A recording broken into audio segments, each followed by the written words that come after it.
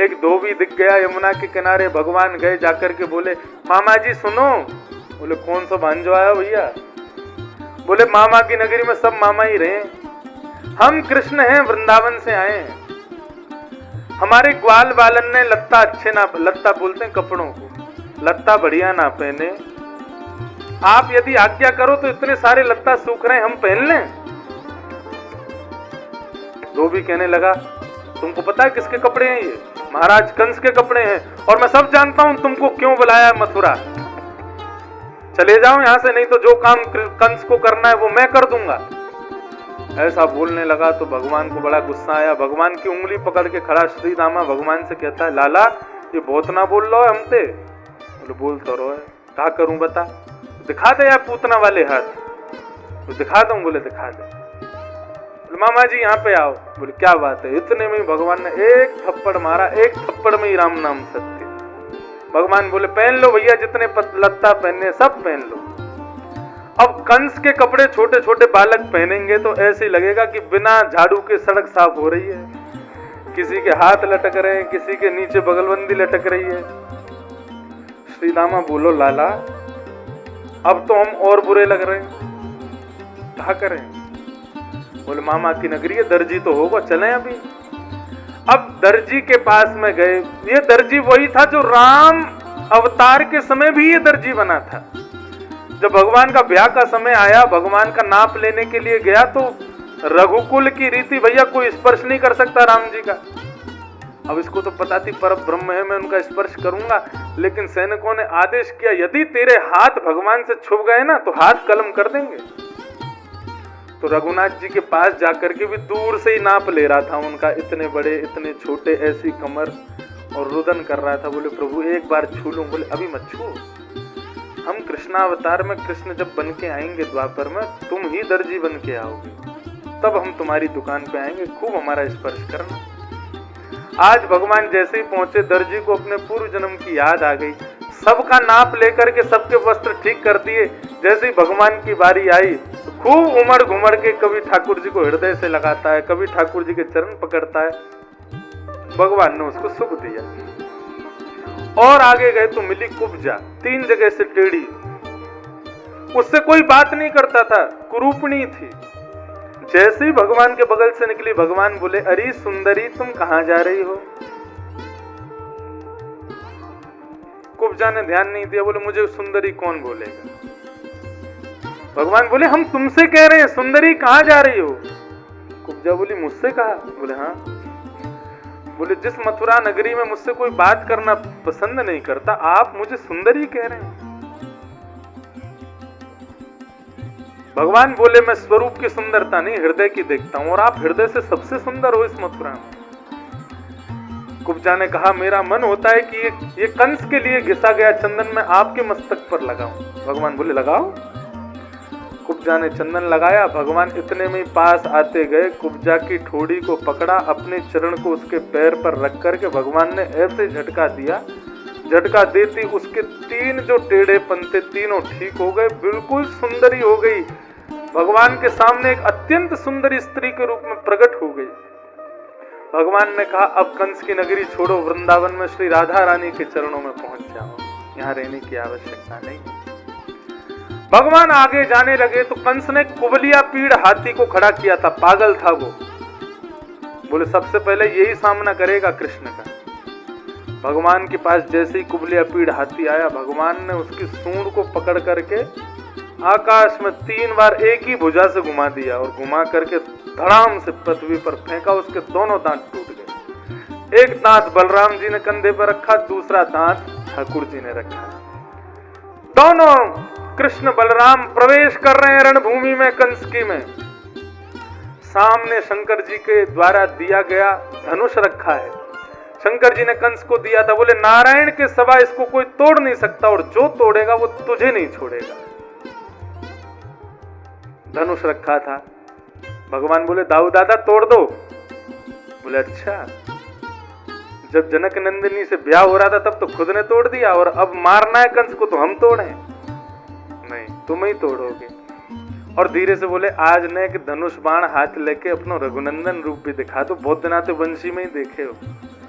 इतने में ही ठाकुर जी ने अपनी कारी कमरी जोड़ते कसी और जाकर के उस धनुष को उठाया और धनुष हटा करके एक प्रत्यंचा, दूसरी प्रत्यंचा, तीसरी प्रत्यंचा जैसी चढ़ाई, बीच में से भंजन हो गया धनुष का। बादल गरजने लगे, आकाश में पृथ्वी डामाडोल हो गई। शंकर जी के द्वारा प्रदत्त धनुष को तोड़ दिया। कंस का सिंहासन हिलने लगा। बोले ये क्या हो रहा है? मंत्री बोले धनुष टूट गया। बोले अब तो मेरी मृत्यु। बोले आप चिंता में, वो उसमें जंग लग गई थी धनुष में, आप चिंता क्यों करते हो? वर्षों पुराना था, कुछ नहीं कर पाएगा। अभी बहुत सारे मल्ल खड़े हैं सामने। भगवान रणभूमि में प्रवेश कर रहे हैं, असंख्य लोग सामने खड़े। रणभूमि मतलब स्टेडियम, चारों तरफ असंख्य लोग खड़े हैं। बीच में महाराज कंस 100 सीढ़ी ऊपर बैठा है और नीचे बड़े बड़े कुश्ती लड़ने वाले मल्ल खड़े भगवान को मारने को। भगवान ने जैसे ही प्रवेश किया, सब मथुरा के लोग भगवान को किस दृष्टि से देखते? हम उसको देखना है जिसने पूतना मारी। जैसे ही भगवान ने प्रवेश किया, चारों तरफ अपनी नजर घुमाई है। श्री शुकाचार्य जी उस स्वरूप का वर्णन करते हैं। बोले भगवान सबको अलग अलग रूप में दिखाई दे रहे हैं। बिना दांत वाली अम्मा को भगवान पुत्र के रूप में दिख रहे हैं, मतलब बड़े बुजुर्गों को भगवान अपने नाती पोते के रूप में दिख रहे हैं। थोड़ी युवा कन्याओं को भगवान अपने प्रियतम के रूप में दिख रहे हैं। छोटे छोटे बालक मथुरा के हैं, उनको ठाकुर जी अपने सखा के रूप में दिख रहे हैं। बड़े बड़े कुश्ती लड़ने वाले मल्लों को भगवान पहलवान के रूप में दिख रहे हैं। और 100 सीढ़ी ऊपर बैठे हुए महाराज कंस को भगवान श्री कृष्ण साक्षात मृत्यु के रूप में दिखाई दे रहे हैं। जाकी रही भावना जैसी, प्रभु मूरत देखी तेन। भगवान ने यहाँ पर अपनी धोती को कसा और मल्लों के पास जैसे ही पहुंचे, एक एक मुष्टिक का प्रहार करते हैं। बस एक मुष्टिक में तो महाराज सीधा स्टेडियम बाहर, छक्का, एक मुष्टिक में ही फेंक देते हैं। इस प्रकार से दोनों भाइयों ने खूब भयंकर, बलराम जी के बारे में बताते हैं, 2 मुष्टिक बना करके किसी के ऊपर मारते हैं, जमीन में धंस जाता है। अब वहां नगाड़े बजाने वाले खड़े थे। कंस ने ऊपर से देखा मेरी पूरी सेना मारी जा रही है, तो बोला नगाड़े बंद करो, बंद करो। नगाड़े वालों को सुनाई नहीं दे रहा था। भगवान से पूछने लगे महाराज क्या कह रहे हैं? बोले कह रहे हैं और जोर से बजाओ। नगाड़े वाले और जोर जोर से बजाने लगे। कंस की पूरी सेना खत्म हो गई। भगवान ने कंस की ओर दृष्टिपात करते हुए देखा, ताऊ दादा को प्रणाम किया, समस्त प्रजा को प्रणाम करते हुए एक छलांग मारी, सीधे कंस के पास पहुंच गए। कंस कहने लगा मैं छोड़ूंगा नहीं, मैं छोड़ूंगा। बोले चुप, छोड़ूंगा नहीं। एक थप्पड़ मारा, उसका मुकुट गिर गया। उसके केश पकड़ लिए भगवान ने और अपने मुख के सामने रखा। कंस बोला मेरे केश छोड़ो। बोले दर्द हो रहा है आज? मेरी माँ के भी पकड़े थे तुमने, केश पकड़ने से दर्द होता है, आज तुमको पता तो चला। अब फालतू की बातों पर ध्यान मत दो। कंस साक्षात ब्रह्म तुझे मारने के लिए आया है, मेरी आंखों में देख। कंस ने जैसे भगवान के नेत्रों में देखा तो देखते देखते देखते उसको चतुर्भुज रूप का दर्शन होने लगा। जब पूर्ण रूपेण भक्ति योग हृदय में प्रकट हुआ, भगवान को प्रणाम किया। भगवान ने दोनों भुजाओं से कंस को उठाया और समस्त प्रजा को दिखाते हुए 100 सीढ़ी ऊपर से नीचे फेंक दिया। नीचे गिरते ही कंस की मृत्यु हो गई। भगवान ने देखा ये सब शांत क्यों है? भगवान बोले ओहो, इनको अभी डर लग रहा है कि भैया कहीं हमने कंस की मृत्यु पर ताली बजाती तो उठ करके देखेगा किसने ताली बजाई, और उसी डर से गुनावासियों ने भी ताली नहीं बजाई। कंस मर गया और आप लोग अभी भी शांत बैठे हो।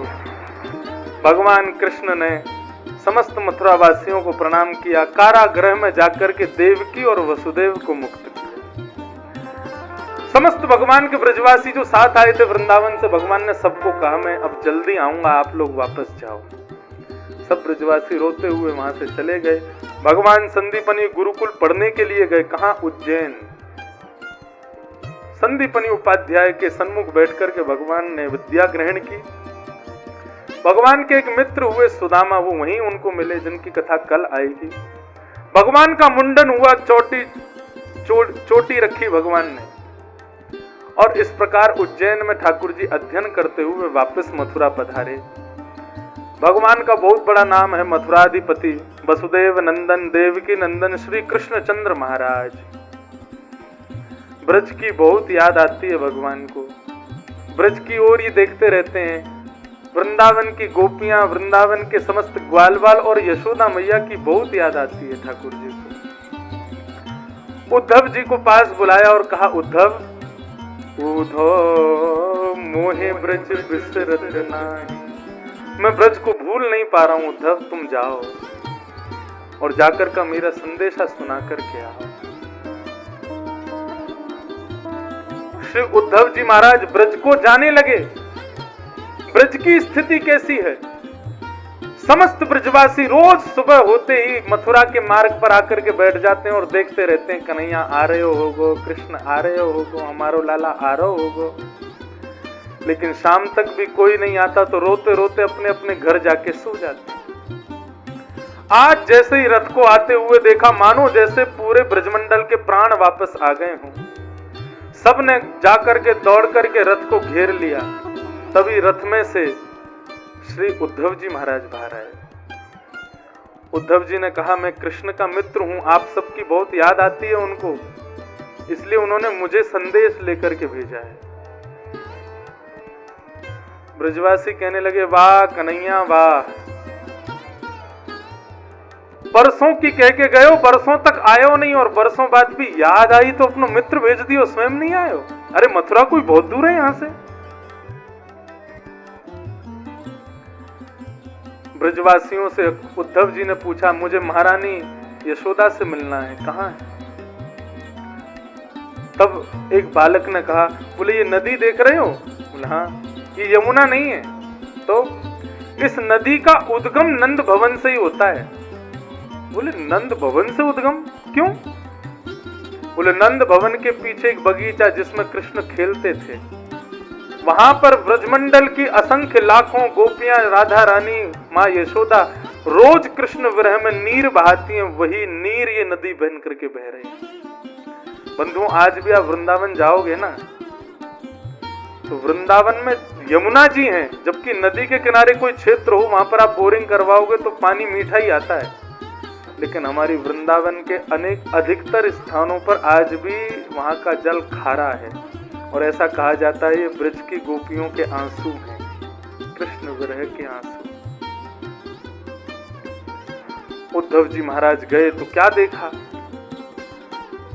नंद रानी यशोदा पालना झुला रही है। उद्धव जी गए, मैया। बोले चुप, मेरो लाला सो रहे हो, अभी तुम बोलोगे तो उठ जाएगो।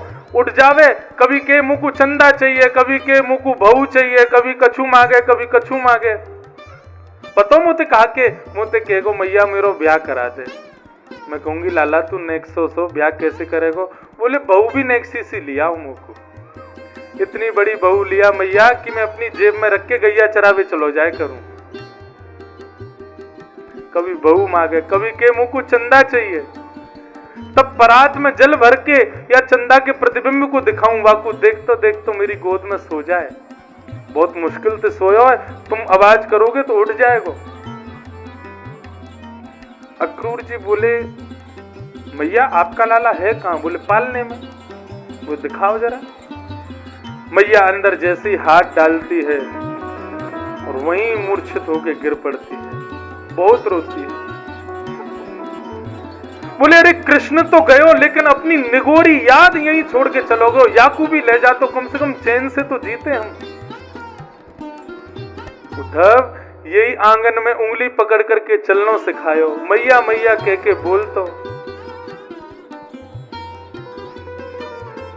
उद्धव जी का भाव यशोदा मैया ने समझ लिया और श्री उद्धव जी को आज्ञा की। समस्त ब्रज गोपियां और श्री राधा रानी नंद भवन के पीछे बैठी हैं, तुम जाके उनका दर्शन कर लो।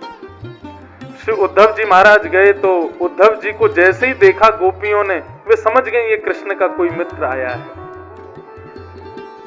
तब कृष्ण को ही व्याज स्तुति, मतलब भगवान कृष्ण की बुराई भी कर रही हैं, स्तुति भी कर रही हैं, करते हुए उन्होंने गीत गाया, उसको कहते हैं भ्रमर गीत। बहुत विस्तार है इसका भी, इसलिए केवल एक श्लोक मात्र कहें।